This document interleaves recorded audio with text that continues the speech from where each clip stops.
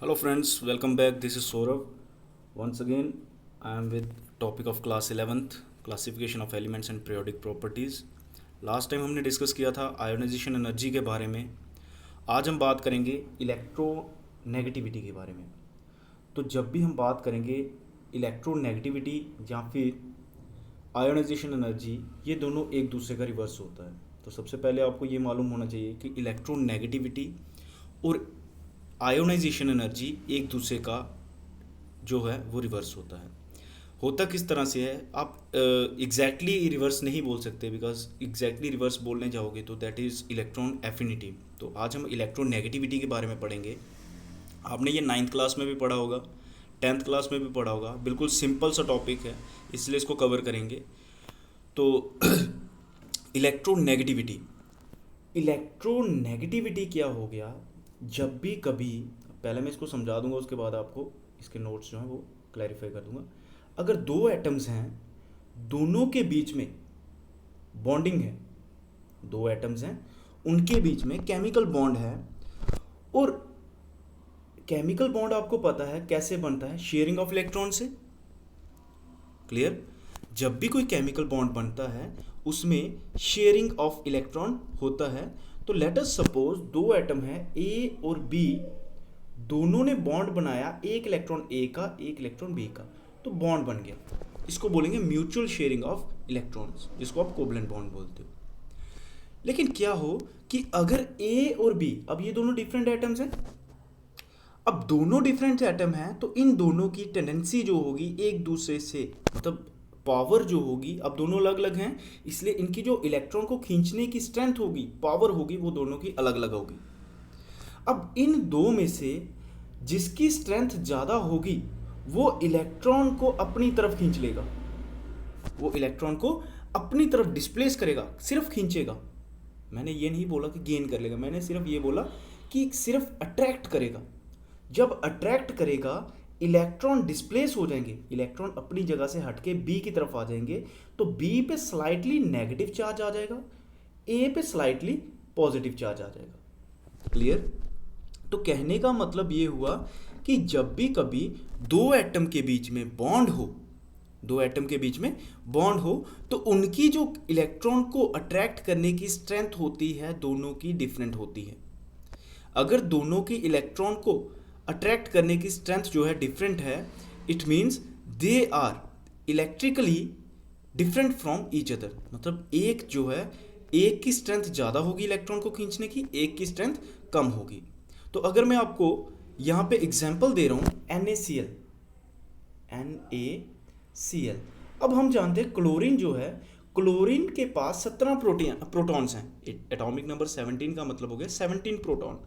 तो इसके जो इलेक्ट्रॉन को खींचने की पावर है वो ज़्यादा होगी एज कंपेयर टू सोडियम. तो इसलिए जो क्लोरीन होगा उसको इलेक्ट्रोनेगेटिव कहा जाता है, उसको इलेक्ट्रोनेगेटिव कहा जाता है comparison to sodium, comparison to sodium. तो एक बात ये भी याद रखनी है कि इलेक्ट्रोनेगेटिव एलिमेंट जब भी हम बात करें तो ऐसा नहीं बोलेंगे कि क्लोरीन हमेशा इलेक्ट्रोनेगेटिव होगा या ऑक्सीजन हमेशा इलेक्ट्रोनेगेटिव होगा. ये डिपेंड करता है रिलेटिवली, मतलब इसके साथ एटम कौन सा जुड़ा है. लेट अस सपोज मैं अपने किसी फ्रेंड के साथ झगड़ा करता हूँ, let us suppose this is B is me and A is my friend. अगर मैं ए के साथ झगड़ा करता हूँ, मैं कोई भी अपने फ्रेंड के साथ झगड़ा करता हूँ, तो दो पॉसिबिलिटी हैं, जहाँ तो मैं उससे जीत जाऊँगा, जहाँ तो मैं उससे हार जाऊँगा. अगर मैं उससे जीत जाता हूँ it means I am more powerful than him, और अगर मैं हार जाता हूँ it means I am less powerful than him. तो यहाँ पे भी केस यही आता है. इलेक्ट्रोनेगेटिविटी हो गया, या इलेक्ट्रोनेगेटिव एलिमेंट जिसको आप बोलते हो, कि अगर दो एटम के बीच में म्यूचुअल शेयरिंग से इलेक्ट्रॉन शेयर हो रहे हैं, अगर दो एटम हैं उनके बीच में इलेक्ट्रॉन शेयर हो रहे हैं, म्यूचुअल शेयरिंग हो रही है, तो एक एटम जो है इलेक्ट्रॉन को अपनी तरफ खींच लेता है ड्यू टू ग्रेटर पावर. अगर वो एटम इलेक्ट्रॉन को अपनी तरफ खींच लेगा तो उस पर नेगेटिव चार्ज आ जाएगा, स्लाइटली नेगेटिव, और दूसरे वाले पे स्लाइटली पॉजिटिव. हुआ क्या, यहाँ पे दो एटम्स थे, उनमें से एक एटम ने इलेक्ट्रॉन्स को अपनी तरफ डिस्प्लेस किया, सिर्फ अपनी तरफ अट्रैक्ट किया, गेन नहीं किया. जस्ट क्या किया, अट्रैक्ट किया। अगर उसने सिर्फ अट्रैक्ट किया इलेक्ट्रॉन को, इस प्रोसेस को बोलते हैं इलेक्ट्रोनेगेटिविटी। इस प्रोसेस को बोलते हैं इलेक्ट्रोनेगेटिविटी। और जो एलिमेंट होगा उसको बोलेंगे electronegative element. Is that clear? कि दो एटम में से अगर एक एटम इलेक्ट्रॉन को अपनी तरफ खींच लेता है, इलेक्ट्रॉन को अपनी तरफ खींच लेता है, इलेक्ट्रॉन कौन से? Bonded electrons. कौन से इलेक्ट्रॉन्स? Bonded electrons. अगर वो बॉन्ड बना चुके हैं उनको अपनी तरफ डिस्प्लेस कर लेता है, then the atom is said to be electronegative atom and the process is said to be electronegativity. तो यहां से रीड कर लेते हैं, the relative tendency of bonded atom in a molecule to attract the shared electron pair toward itself. Means relative tendency का मतलब हो गया with respect to other. With respect to other हो गया कि दूसरे के साथ ही पता चल सकता है क्या ये इलेक्ट्रोनेगेटिव है या नहीं। बिकॉज अकेला अगर एटम होगा, ना ही वो इलेक्ट्रॉन खींचेगा ना ही इलेक्ट्रॉन छोड़ेगा। तो अगर वो ना ही इलेक्ट्रॉन खींचता है ना ही छोड़ता है, इसका मतलब उसकी इलेक्ट्रोनेगेटिविटी को जज करना पॉसिबल नहीं है। इलेक्ट्रोनेगेटिव अगर स्ट्रेंथ ही, अगर मुझे अपने में ताकत का पता करना है तो मुझे कैसे पता चलेगा?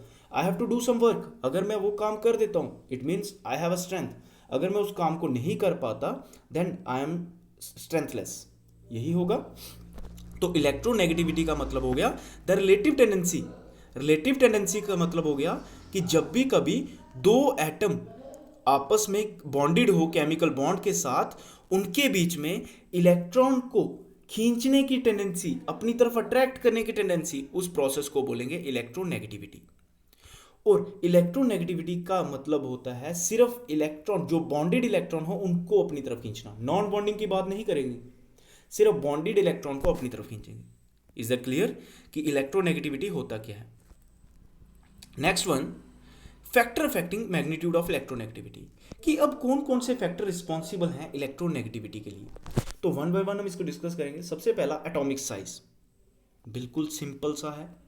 देखो, मैं दो एटम लेता हूं, एक एटम का साइज छोटा है, दूसरे एटम का साइज बड़ा है। अब इन्होंने दूसरा कोई और एटम है उसके साथ बॉन्ड बनाया हुआ है। इजिली समझ लेना, मैं दो केस ले रहा हूं। एक केस में मैंने छोटा वाला एटम लिया, दूसरे केस में मैंने बड़ा वाला एटम लिया। ये भी एटम के साथ जुड़ा हुआ है दूसरे के साथ, ये भी दूसरे। लेट अस सपोज दूसरा एटम सेम है, बी एटम है। क्लियर? अब हमें पता करना है कि इन दोनों में से इलेक्ट्रोनेगेटिव कौन सा ज्यादा होगा। देखो, इलेक्ट्रोनेगेटिव वो ज्यादा होगा जो इलेक्ट्रॉन को अपनी तरफ अट्रैक्ट करेगा। अब बी के इलेक्ट्रॉन्स को अपनी तरफ खींचना है, तो खींचने का जो है वो किस पे डिपेंड करता है? कूलम फोर्स पे, इलेक्ट्रोस्टैटिक फोर्स। इलेक्ट्रोस्टैटिक फोर्स बोलते हैं कि force is directly proportional to product of charges and inversely proportional to distance, square of distance between them. अब ये जो साइज छोटा होगा, यहां से एटम तक डिस्टेंस कम होगा। अब इसका साइज बड़ा है तो डिस्टेंस ज्यादा होगा। अगर डिस्टेंस कम होगा तो फोर्स ऑफ अट्रैक्शन ज्यादा होगी, और यहां पे फोर्स ऑफ अट्रैक्शन कम होगी। अगर फोर्स ऑफ अट्रैक्शन ज्यादा है, अगर फोर्स ऑफ अट्रैक्शन ज्यादा है तो इलेक्ट्रॉन जो है अपनी तरफ ज्यादा अट्रैक्ट होगा। तो इसलिए जितना छोटा साइज होगा किसी एटम का, उसके लिए इलेक्ट्रॉन को खींचना इजी होगा, क्योंकि जितना छोटा एटम होगा उससे आउटर जो बॉन्डेड इलेक्ट्रॉन का डिस्टेंस होगा वो कम होगा, और अगर डिस्टेंस कम होगा तो फोर्स ऑफ अट्रैक्शन ज्यादा होगी। अगर फोर्स ऑफ अट्रैक्शन ज्यादा होती है, इट मींस कि इलेक्ट्रोनेगेटिविटी जो है वो बढ़ जाएगी। तो first one, it was atomic size, कि जितना छोटा साइज होगा इतना डिस्टेंस न्यूक्लियस ऑफ एटम से बॉन्डेड इलेक्ट्रॉन तक कम होगा। अगर इलेक्ट्रॉन से लेकर बॉन्डेड इलेक्ट्रॉन तक डिस्टेंस कम है तो इलेक्ट्रॉन को खींचना इजी है, तो इलेक्ट्रोनेगेटिविटी बढ़ जाएगी। Is that clear? तो first was atomic size. Next, number of inner shells. Number of inner shells अब बिल्कुल सिंपल सा है। लेट अस सपोज, यहां पे भी हम दो केस लेंगे, बिकॉज जब भी हम किसी चीज को डिस्कस करेंगे ना तो दो केस लेंगे, वहां पे आपको क्लियर हो जाएगा। देखो, यहां पे एक केस में ले रहा हूं। लेट अस सपोज केस ले लेते हैं क्लोरीन का। क्लोरीन में 3 शेल्स होते हैं। Let us suppose first shell, second shell and third shell. Clear? दूसरी साइड पे मैं ले रहा हूं फ्लोरीन को, यहां पे एक शेल, यहां पे दो शेल। फ्लोरीन में क्या होता है 1s2 2s2 2p5, तो इसमें दो ही शेल होते हैं। इसमें 1s2 2s2 2p6 3s2 3p5, तो इसमें तीन शेल होते हैं। अब बाहर से इलेक्ट्रॉन को खींचना है। इलेक्ट्रॉन कहाँ है? बाहर। इसमें भी बाहर है, इसमें भी। अब इसमें शेल कितने हैं? दो। इसमें शेल कितने हैं? तीन। अब जैसे ही नंबर ऑफ शेल बढ़ेंगे तो इलेक्ट्रॉन जो है वो न्यूक्लियस से दूर हो गया, क्योंकि खींचना किसने है? न्यूक्लियस ने। इलेक्ट्रॉन तो खींचेगा ही नहीं, पॉजिटिव चार्ज खींचेगा नेगेटिव को, तो न्यूक्लियस से दूर हो जाएगा। जितने ज्यादा शेल होंगे इतना ज्यादा दूर हो जाएगा, और जितना ज्यादा दूर हो जाएगा वहां से डिस्टेंस बढ़ जाएगा, फोर्स कम हो जाएगी। और अगर फोर्स कम हो जाती है तो इलेक्ट्रॉन को खींचना मुश्किल हो जाएगा, और अगर इलेक्ट्रॉन को खींचना मुश्किल हो जाएगा तो इलेक्ट्रोनेगेटिविटी जो है वो कम हो जाएगी। तो first was atomic size, second is number of inner shells, कि जैसे जैसे नंबर ऑफ इनर शेल बढ़ते जाएंगे, अगर नंबर ऑफ इनर शेल बढ़ते जाते हैं तो इलेक्ट्रॉन पे जो न्यूक्लियस फोर्स लगाना चाहता है इतनी लगेगी नहीं, बिकॉज बीच में इंटरवेनिंग इलेक्ट्रॉन्स बहुत आ जाएंगे। इंटरवेनिंग इलेक्ट्रॉन आ जाएंगे तो फोर्स जो है, अब इनर शेल ज़्यादा हो जाएंगे, इलेक्ट्रॉन ज़्यादा हो जाएंगे यहाँ पे। अब जितनी फोर्स यहाँ पे लगानी थी इतनी नहीं लग पाएगी, इतनी फोर्स यहाँ पे नहीं लग पाएगी, तो जो इलेक्ट्रोनेगेटिविटी होगा वो कम हो जाएगा। तो next one is charge of ion. अब डिपेंड करता है चार्ज कितना है। लेट अस सपोज दो एटम्स हैं, एक ही एटम के दो मैं ऑक्सीडेशन स्टेट ले रहा हूँ, Fe2 positive and Fe3 positive. बिल्कुल सिंपल सा कंसेप्ट है कि दोनों में से इलेक्ट्रोनेगेटिविटी किसकी ज़्यादा होगी।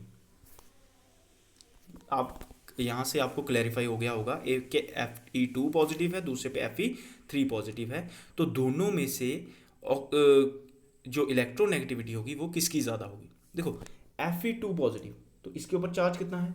2 पॉजिटिव। Fe3 पॉजिटिव, इसके ऊपर चार्ज कितना है? 3 पॉजिटिव। तो मीन्स यहाँ पे पॉजिटिव चार्ज ज़्यादा है, और अगर किसी चीज़ पे पॉजिटिव चार्ज ज़्यादा होगा तो उसके इलेक्ट्रॉन को खींचने की पावर बढ़ जाती है, बिकॉज कूलम क्या बोलता है? F is directly proportional to charge of nucleus into charge of electron upon r²।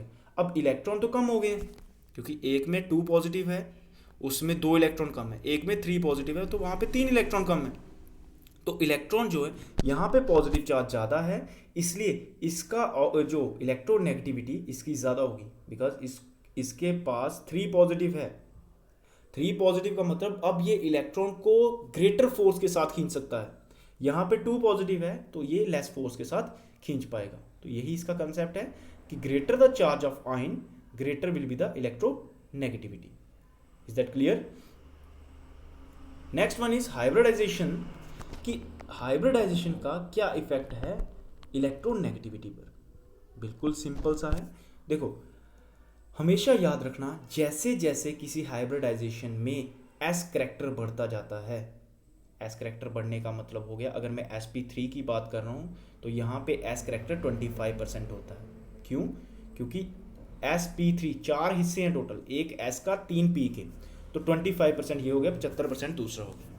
अगर मैं sp2 की बात करता हूँ तो यहाँ पे आ जाएगा 33% एस करैक्टर और 66% पी करैक्टर, और अगर मैं sp की बात करता हूँ यहाँ पे 50% s एंड 50% p। तो जितना ज़्यादा एस करैक्टर होगा उतना ज़्यादा इलेक्ट्रोनेगेटिविटी होगी। Is that clear? कि जितना ज़्यादा एस करैक्टर, अब यहाँ पे देखें एस करैक्टर 50% है, यहाँ पे देखें एस करैक्टर 33% और यहाँ पे 25%। तो जितना ज़्यादा एस करैक्टर होगा इतनी ज़्यादा इलेक्ट्रोनेगेटिविटी होगी। ऐसा क्यों होता है ये आपको हाइब्रिडाइजेशन में केमिकल बॉन्डिंग में समझ आ जाएगा। Next is ionisation energy and electron affinity. देखो आयोनाइजेशन एनर्जी हो गया कि कितनी एनर्जी चाहिए इलेक्ट्रॉन को बाहर निकालने के लिए, इलेक्ट्रॉन को बाहर निकालने। अब जितनी ज़्यादा एनर्जी चाहिए इलेक्ट्रॉन को बाहर निकालने के लिए, अगर किसी एटम की आयोनाइजेशन एनर्जी की वैल्यू हाई है, आयोनाइजेशन एनर्जी की वैल्यू हाई है, इसका मतलब वहाँ से इलेक्ट्रॉन निकालना मुश्किल है। अगर वहाँ से इलेक्ट्रॉन निकालना मुश्किल है तो इसका मतलब हुआ इलेक्ट्रोनेगेटिविटी की वैल्यू भी हाई होनी पड़ेगी। देखो मेरे पास दो एटम हैं, लेट अस सपोज एक क्लोरीन है, दूसरा सोडियम है। अगर सोडियम के बीच में से इलेक्ट्रॉन निकालने की टेंडेंसी इजी निकल जाएगा तो इलेक्ट्रोनेगेटिविटी की वैल्यू कम होगी। अगर यहाँ से इलेक्ट्रॉन नहीं निकल रहा है तो इलेक्ट्रोनेगेटिविटी की वैल्यू बढ़ जाएगी, बिकॉज अगर यहाँ से इजीली निकल जाएगा तो इसको फोर्स लगाने की ज़रूरत नहीं है, लेकिन अगर यहाँ से इजीली नहीं निकल रहा है तो इसको फोर्स ग्रेटर लगानी पड़ेगी। तो डिफरेंस इसका यही आ गया। आयोनाइजेशन एनर्जी जो है वो डिपेंड करती है, जो इलेक्ट्रोनेगेटिविटी वो डिपेंड करती है ionisation energy of other atom, कि अगर एटम की आयोनाइजेशन एनर्जी ज़्यादा होगी तो इलेक्ट्रोनेगेटिविटी भी बढ़ जाएगी। Clear? Next one is nature of atom to which atom is bonded, कि दूसरे एटम का नेचर कैसा है जिसके साथ इलेक्ट्रोनेगेटिव एटम जुड़ा हुआ है। क्वेश्चन है, मीन्स इसका कहने का मतलब ये है, अगर chlorine late us suppose PCl3 है, फास्फोरस के साथ 3 क्लोरीन जुड़े हैं, Cl आ गया, Cl आ गया एंड Cl आ गया, ठीक।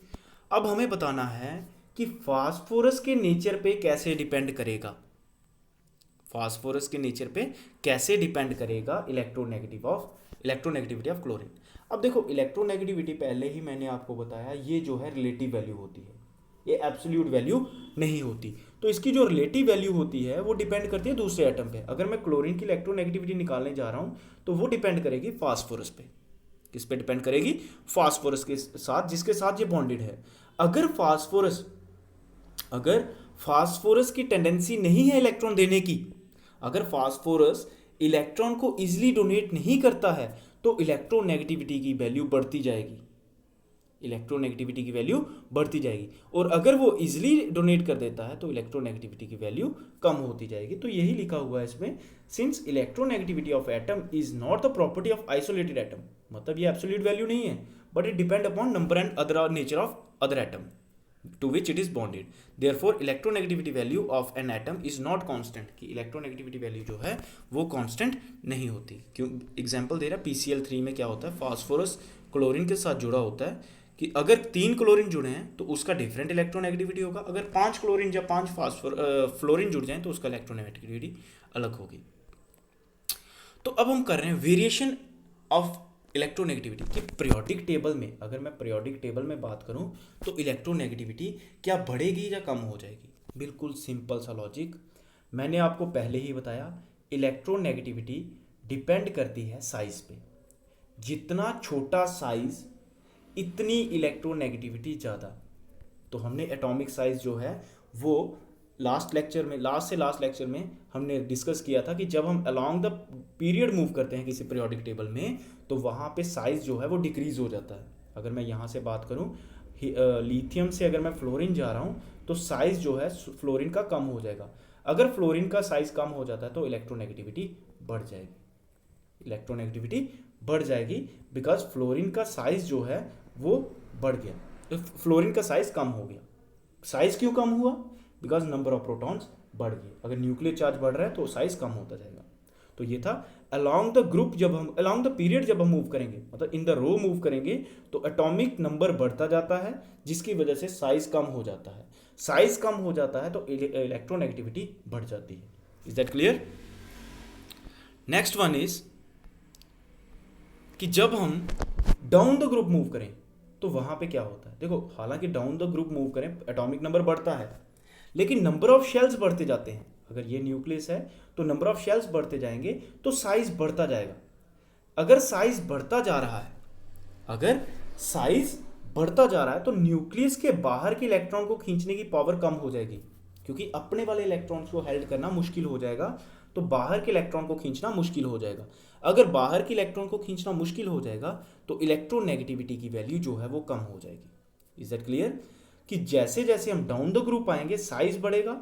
इन शॉर्ट आप ऐसा बोल सकते हो, इलेक्ट्रोनेगेटिविटी का जो मेन फैक्टर है दैट इज साइज।